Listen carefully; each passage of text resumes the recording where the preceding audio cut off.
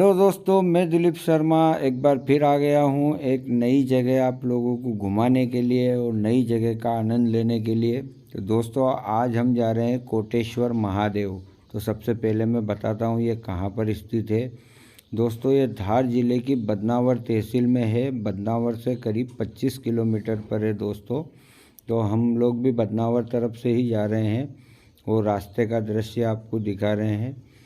दोस्तों ये बखतगढ़ गांव है और वहाँ का ये किला है।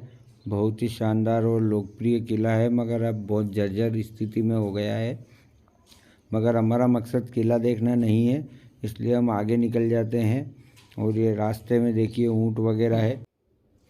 तो हम सारे दृश्य का आनंद लेते हुए आगे निकलते हैं। और अब हम पहुँच गए हैं कोटेश्वर महादेव धाम। ये कोटेश्वर महादेव का गेट है। और दोस्तों ये जो निकट में गांव है इसका नाम कोद है दोस्तों। तो ये कोद गांव में है कोटेश्वर महादेव। विंध्याचल की पर्वत श्रेणियों में एक बहुत ही खूबसूरत स्थान है दोस्तों। यहाँ पर शिव जी की जटा से नदी निकली है और नदी का नाम भी कोटेश्वरी नदी है। 27 किलोमीटर लंबी है, फिर जाकर ये माही नदी में समावेश हो जाती है। तो दोस्तों हम लोग आपको यहाँ सब दूर का दृश्य बताएंगे, एक एक सीन बतलाएंगे। तो आप मेरे साथ वीडियो में बने रहिए, स्किप बिल्कुल ना कीजिए। और पुजारी जी ने जो इस मंदिर के बारे में जानकारी दी है काफ़ी विस्तार से, वो आप लोगों को इस वीडियो में देखने को मिलेगी। तो मेरे साथ वीडियो में बने रहिए। और जिसने चैनल को सब्सक्राइब नहीं किया है वो अभी कर लीजिए, फिर आप वीडियो की भावनाओं में खो जाओगे और सब्सक्राइब करना भूल जाओगे। तो दोस्तों देखिए आगे हम आप लोगों को पूरा मंदिर की एक एक जगह दिखाते हैं। साथ में आ गए। और भाई साहब कैसा लगा यहाँ आकर? बहुत अच्छा लगा। जगह अच्छी पसंद आई आपको? बिल्कुल आई है। तो पहली बार आए हो यहाँ कि पहले आए थे? पहली बार ही आए। पहली बार आए हो। अच्छा अच्छा अच्छा अच्छा। तो आप कहाँ रहते हो? नेवरी। नेवरी? इतनी दूर से आए हो? इतनी दूर से आए हो? गजब यार भाई साहब। तो ये क्या है भाई साहब, यहाँ कुछ कुंड वुंड है? हाँ यहाँ कुंड है, जालियाँ लगी है ताकि लोग कचरा ना फेंके। पानी भी गिर रहा है और इस कुंड में पानी है वो जो है। अच्छा अच्छा, हाँ वो प्राकृतिक पानी उधर पहाड़ों से आ रहा है। यहाँ शायद किसी नदी का उद्गम स्थान है क्या है। और यहाँ अन्य छोटे मंदिर भी है, देखिए ये है। और ये कुछ धर्मशाला टाइप मंदिर है, देखते हैं क्या लिखा हुआ है। इसका नाम धर्मगली है। और वहाँ जैन धर्मशाला, आसपास काफ़ी अच्छा प्राकृतिक दृश्य। तो वो सामने कोटेश्वर मंदिर में जाने का रास्ता है। तो दोस्तों हम पहले धर्मगली में अंदर जाएंगे, फिर आपको कोटेश्वर मंदिर लेके चलेंगे। तो दोस्तों धर्मगली में हम जा रहे हैं, तो देखते हैं इसमें क्या है अंदर। लाइट चालू करो।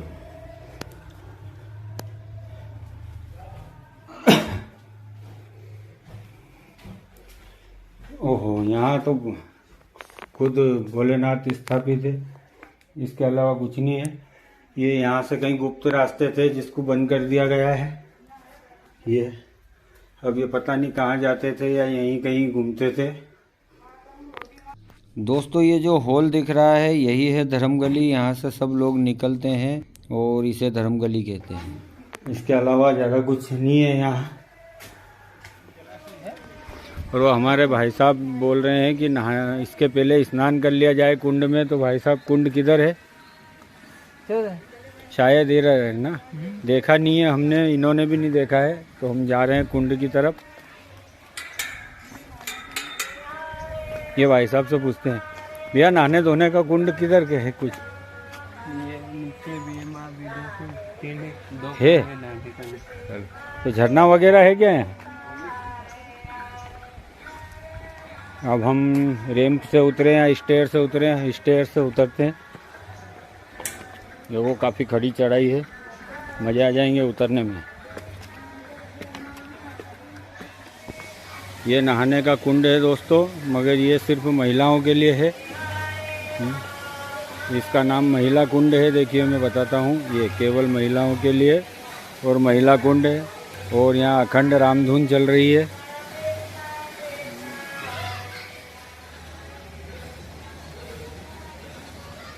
तो अब हम नहाते हैं, यहाँ पर नहाने की तैयारी करते हैं। वैभव भैया कुंड आपके लायक है, ज़्यादा गहरा नहीं है। आनंद आएंगे? आएंगे। आएंगे तो वो उनको भाई साहब को बुला लो। भाई साहब, वैभव तैयारी करेंगे। देखो नहाने की, हम आपको बताते हैं वैभव की नहाने की तैयारी। देखिए कितनी जल्दी कपड़े निकालता है नहाने के लिए। बहुत शौक है इसको कुंड में नहाने का।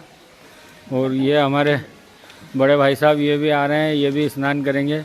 तो निकालो आप भी कपड़े वगैरह, है नी? पानी साफ सुथरा है, कुंड गहरा नहीं है। जिसे तैरना नहीं आता है वो भी नहा सकता है।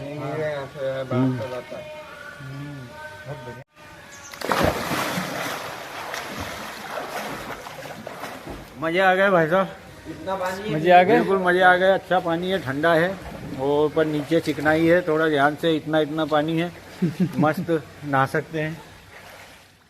अब हम आपको मंदिर के दर्शन करवाते हैं और फिर पुजारी जी से भेंट होगी। पुजारी जी पूरे मंदिर का हमको इतिहास बताएंगे और यहाँ की विशेषताएं बताएंगे। ये अमृत कुंड है, यहाँ पर भी कुंड है। संसार सारम बहुत बढ़िया, कुछ केंद्र माता भी है। झरना भी है। कर्पूर गौरम करुणावतारम संसार सारम कुछ केंद्र हारम सदा वसंतम हृदय प्राकृतिक जल गिर रहा है। संतम नमामि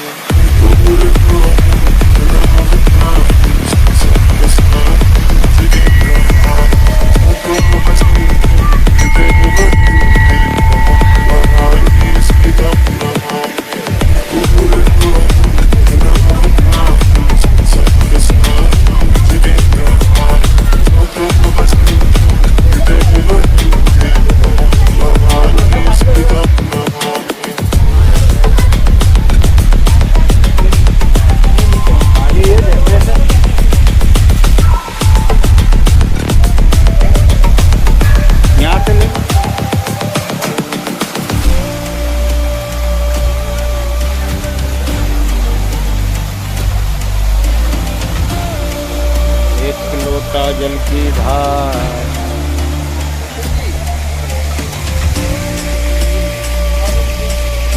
बिल्कुल मैं ले रहा हूँ, आप डालो।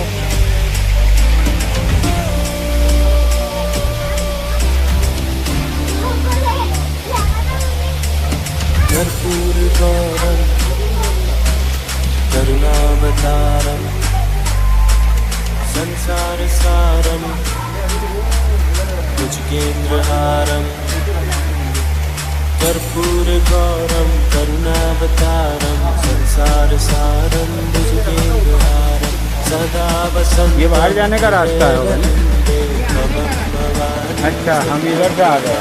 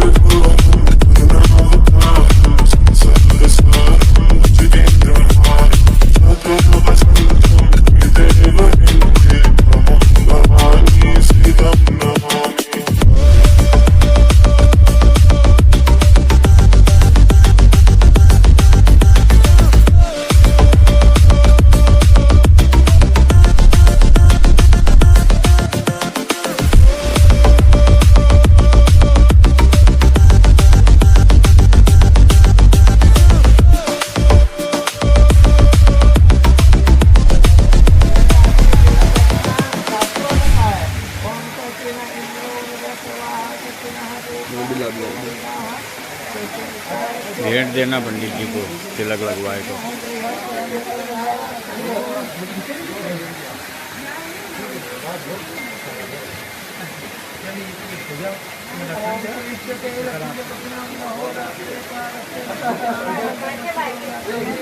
प्रणाम करो, प्रणाम करो, तिलक लगाया पंडित जी। खुश रहो, आनंद करो, मस्त रहो। प्रणाम के बगैर जीवन में कोई परिणाम प्राप्त नहीं हो सकता, ये जीवन में याद रखना। जिसने प्रणाम सीख लिया उसको अच्छे परिणाम प्राप्त होना चालू हो गए। अच्छा, ये जो ऊपर माता जी का स्थान है, नहीं नहीं नहीं, माता जी का स्थान नहीं है, वो एक साधु का आश्रम है।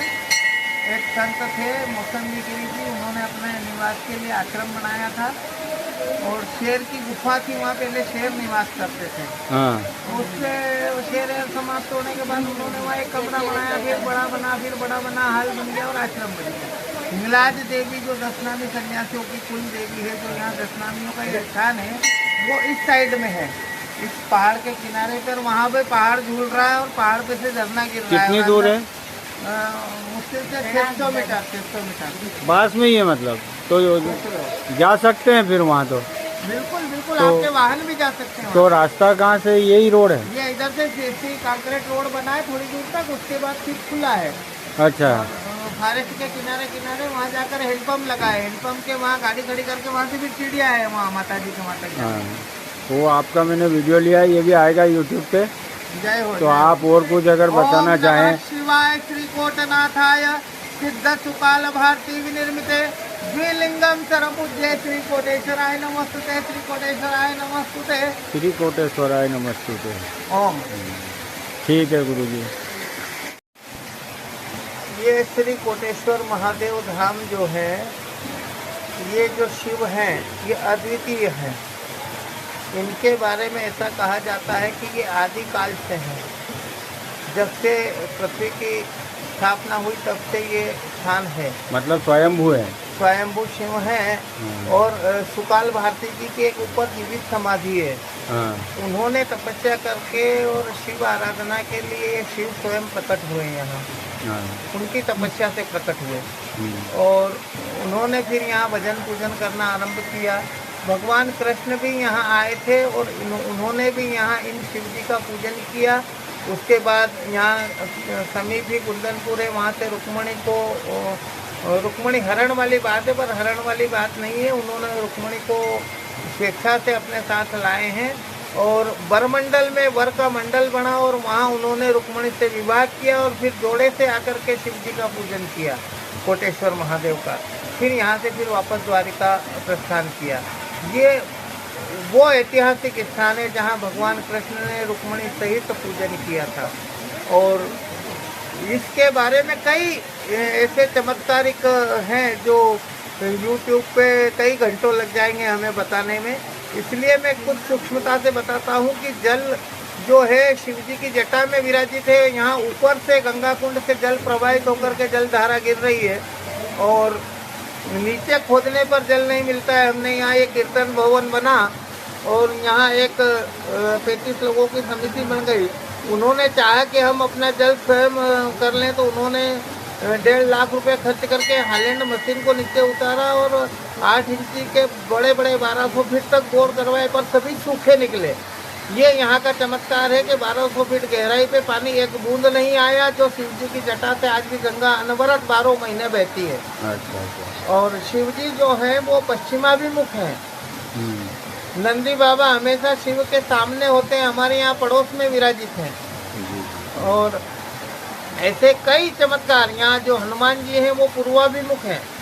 अच्छा। जीवन प्रदाता हैं। संजीवनी लेने जब गए उन्होंने, हनुमान जी ने, तब द्वापर त्रेता में भी यहाँ रुक करके शिव पूजन करके संजीवनी लेने गए, इसलिए वो मूर्ति वो भी प्राकृतिक है, स्थापित नहीं है।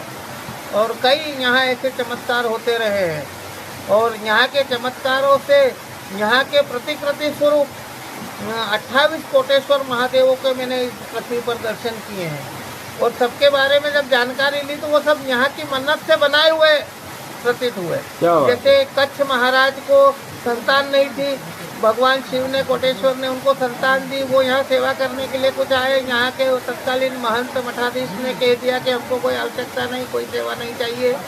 तो उन्होंने समुद्र के तट पर बड़ा विशाल कोटेश्वर महादेव का मंदिर निर्मित किया और वहाँ की पूरी व्यवस्थाएं उन कच्छ महाराज के द्वारा की गई।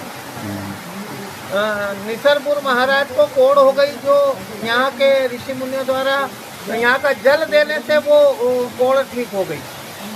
उन्होंने नर्मदा के तट पर कोटेश्वर महादेव की स्थापना की और 180 बीघा जमीन कोटेश्वर महादेव को दी, जो निसरपुर के समीप ही 3-4 किलोमीटर पर कोटड़ा कोटेश्वर के नाम से प्रसिद्ध है।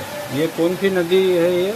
और यहाँ जो ये शिव जी की जटा से उद्गम हुई, इसका नाम ही कोटेश्वरी नदी है, जिसकी यात्रा केवल 27 किलोमीटर है। जो राजोद बड़ा गांव है उसमें से बीच में से बह कर के निकलती है, गांव के 2 भागों में परिवर्तित करती है। और वो पूर्व में और इस वर्ष भी पेपरों में पढ़ा होगा आपने कि श्री कोटेश्वरी नदी में बाढ़ आने से 150 मकान बह गए। और 27 किलोमीटर की यात्रा के बाद माही नदी में मिल जाने से इसका नाम नहीं हुआ। गुरु जी, आपका शुभ नाम क्या है? महंत मंगल भारती श्री कोटेश्वर जी, आपसे मिलकर बहुत खुशी हुई और आपने बहुत महत्वपूर्ण जानकारी दी। आपका बहुत बहुत धन्यवाद। तो दोस्तों, अब हम आपको कोटेश्वर महादेव के दर्शन करवाते हैं। शरणम।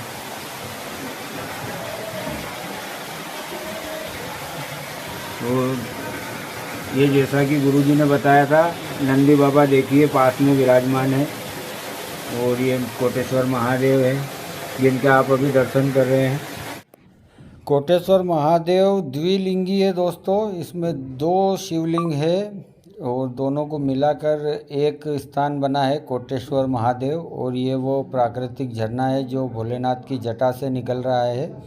और अब हम चलेंगे जहाँ गुरुजी ने बताया था हिंगलाज माता के मंदिर। तो ये कोटेश्वर महादेव से मात्र 600 मीटर है। ये सीढ़ियाँ हैं नीचे उतरने के लिए, पहाड़ियों की तलहटी में है दोस्तों। यहाँ भी एक खूबसूरत झरना है और माता हिंगलाज विराजमान है झरने के पास में। तो हम चल रहे हैं, ये हमारे भाई साहब हैं नेवरी वाले संतोष जी, और साथ में भाभी जी हैं और वैभव भी हैं। तो हम अब आपको हिंगलाज माता के दर्शन करवाते हैं। दोस्तों, कोटेश्वर आएँ तो यहाँ ज़रूर आएँ और बहुत ही मनोरम दृश्य है यहाँ का। जो अभी आपको स्क्रीन पर नज़र आ रहा है ये उससे कई गुना ज़्यादा खूबसूरत है, जो कि एक कैमरे में अपन कैद नहीं कर सकते। तो दोस्तों, आप हिंगलाज माता के दर्शन कीजिए। और आज के वीडियो में दोस्तों इतना ही। तो फिर मिलेंगे हम एक नए वीडियो में नई जानकारी लेकर। मगर दोस्तों, दर्शन करके जाइएगा और चैनल को सब्सक्राइब कीजिएगा ताकि इसी प्रकार की जगहों और उसका इतिहास और उसकी जानकारी हम आप लोगों के साथ शेयर कर सकें। और जिसे वीडियो पसंद आए लाइक ज़रूर कीजिएगा। तो ठीक है दोस्तों, जय हिंद, जय भारत। तेरे भवन दे दे अपनी शरण, ओए तेरे भवन दे दे अपनी शरण, तुझ में भगन हम करिए शरण, तन मन में भक्ति जोत दे माता जलती रहे, तन मन में भक्ति जोत दे माता जलती रहे।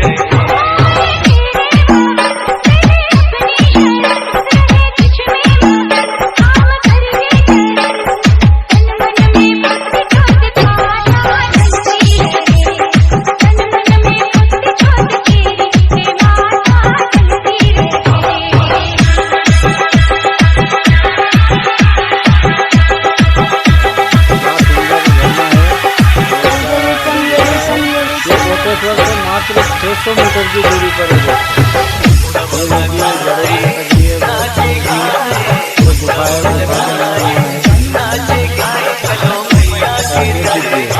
देरी तो बनाई है बाद में।